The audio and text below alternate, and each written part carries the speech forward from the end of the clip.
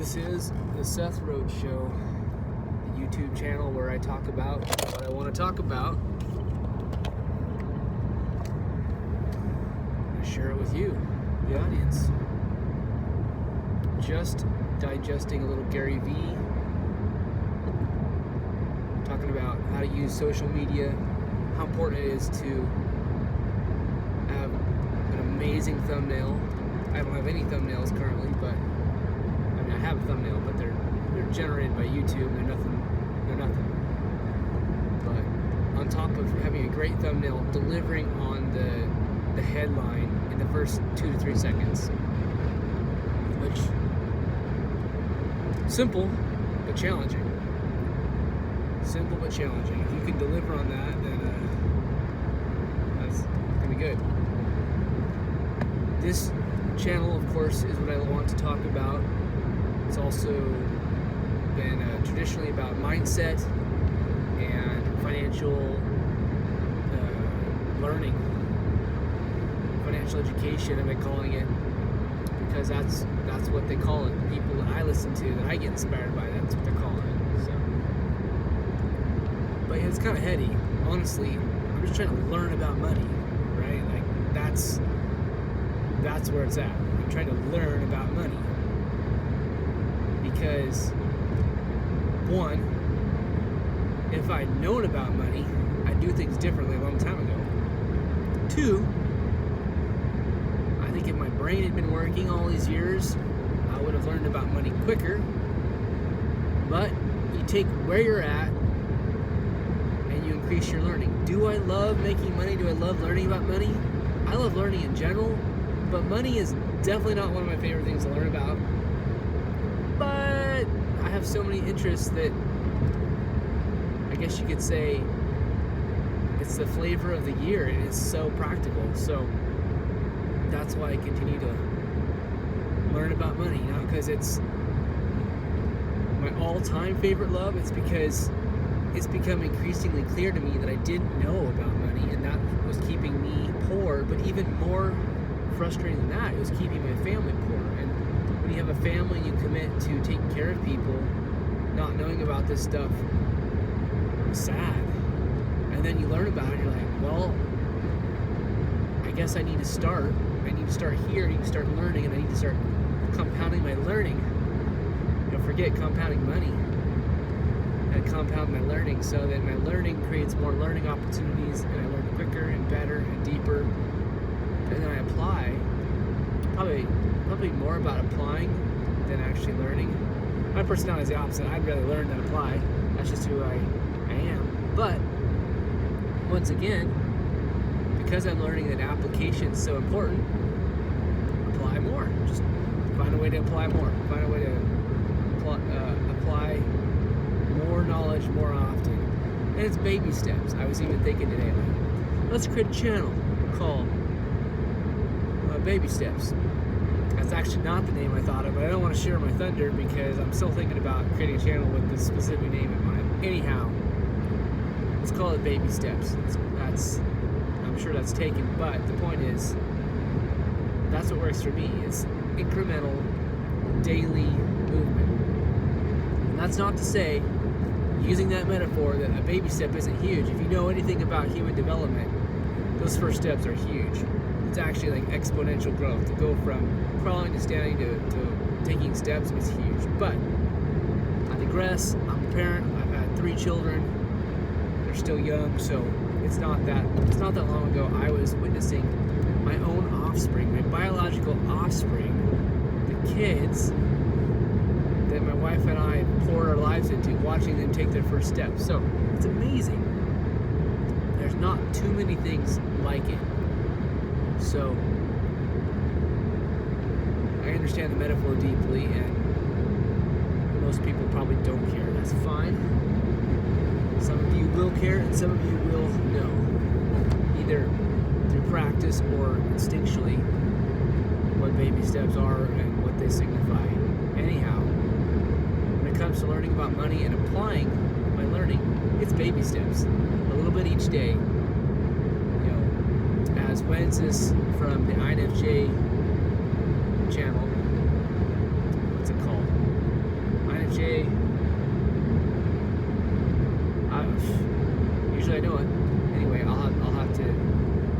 super solid and mention her channel with the right name in the notes or the next video, but she's got the most influential channel on INFJs on YouTube, period. So what she says is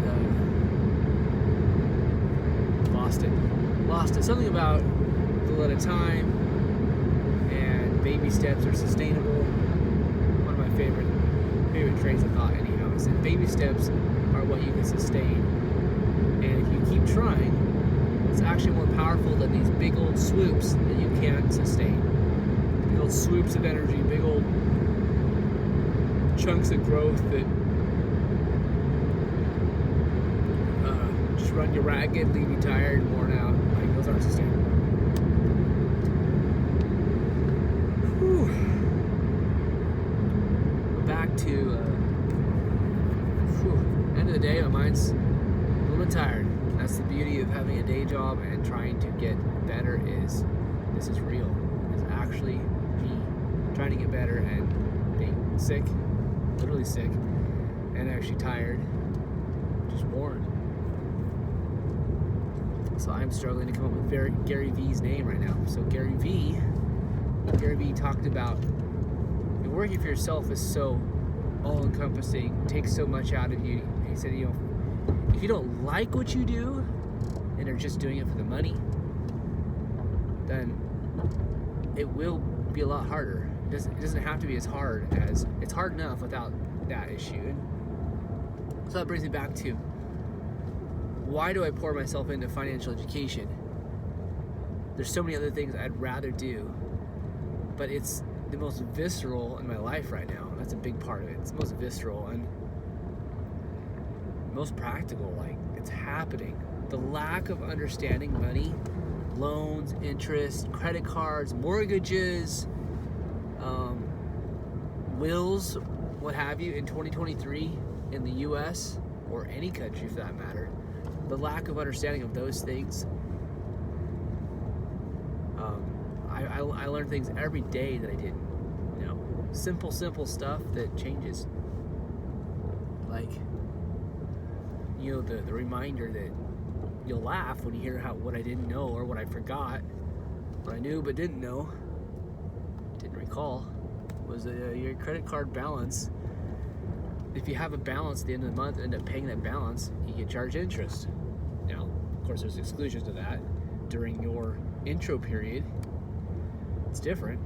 If the terms specify that it's different, a lot of cards will have an 18-month or a 12-month or a 6-month period where you carry that balance forward for a month and then beyond, and there's no penalty, there's no interest charge. But when that grace period's over, I'm not sure, it's not called a grace period, but at least I don't think it is. When the probation introductory period, maybe that's what it's called, when that is over, you get hit with all kinds of interest. Like, we're talking 30-ish%, 25%, 20%. I've even heard 40%. Anyhow, it's up there. There's no way you can make money at that rate unless you're the credit card company owner. And I owe that little plug to Jasper's thing of Minority Mindset. It talks about how, you want to make someone rich, carry a balance forward your credit card and pay interest on that, and you're helping someone out to the tune of 20% return on their money. If they're the card owner, man, and you're just the user of the card, then you're helping someone out to the tune of 20%. Stop making them feel rich. Thanks, Jasper. Yeah, that's what's going on. So simple things like that, you learn, you relearn. You gotta know this stuff, and you gotta compound on your learning, so you can make your money work. And back to my specific case, like, why would I focus on this? It seems like it's the bottleneck right now. It's not really the business I wanted to have. It's not necessarily even the education I wanted to provide, but it's the education I personally needed. And back to Gary Vee, he says, do you love it and are you good at it? Well, heck, maybe I'm not that good at anything. So I can't really use that as a qualifier, Gary Vee. I'm not that good at a whole bunch of things. But some of these things that I'm not very good at, actually move the needle forward in my life. So persisting at financial education is amazing for me, and I have to do it. The question is, when will I exit? Well, how about when I help myself out and a bunch of other people, that's when I exit. And since I haven't helped myself out a bunch yet, or a bunch of other people, and it's something I need to do, I have to do, I persist. You say, well, it's way more interesting, sexier, if you will, to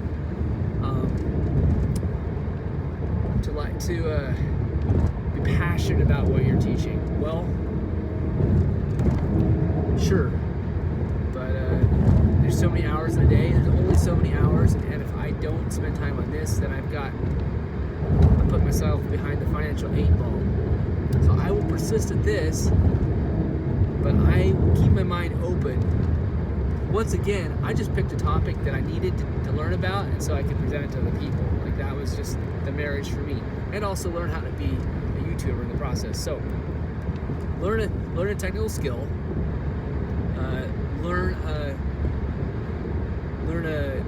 and I guess another skill set, which is just how to handle money, how to invest, how to get out of debt, how to use credit cards well if you're going to use them at all, how to buy a house, all that stuff.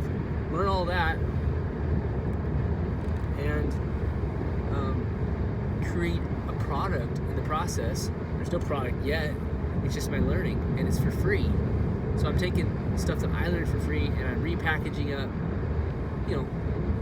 with my own thoughts. That's the packaging, and I'm delivering it via YouTube for free to anyone who listens.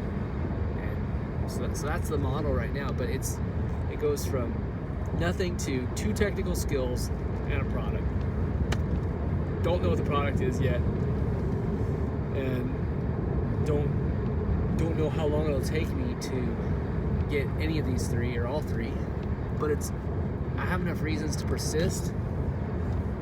Meanwhile, I will keep my mind open for other things to learn and present about.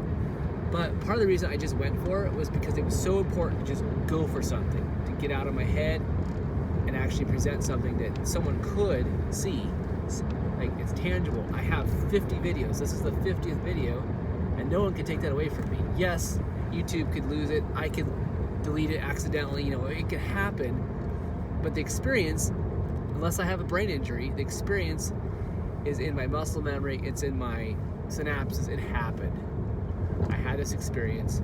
I created 50 YouTube videos, and 2 months ago I had no YouTube videos. So it's just baby steps towards something that I am interested in. I might not be passionate about it, but I'm interested in it, and I need it. It's practical, and anything I learn from this will provide value for other people, because there's so many people that need to know about this stuff, about how to use a credit card, how not to use a credit card, how to shop for houses, how to think e-commerce, how to think investing, how to not think investing. Like, it's all relevant to this financial learning, and financial learning is so relevant to so many areas of your life. You've heard it before, but it touches on almost all aspects of life. Not every. Once again, it's not the most important part of life, but it's very, very pivotal.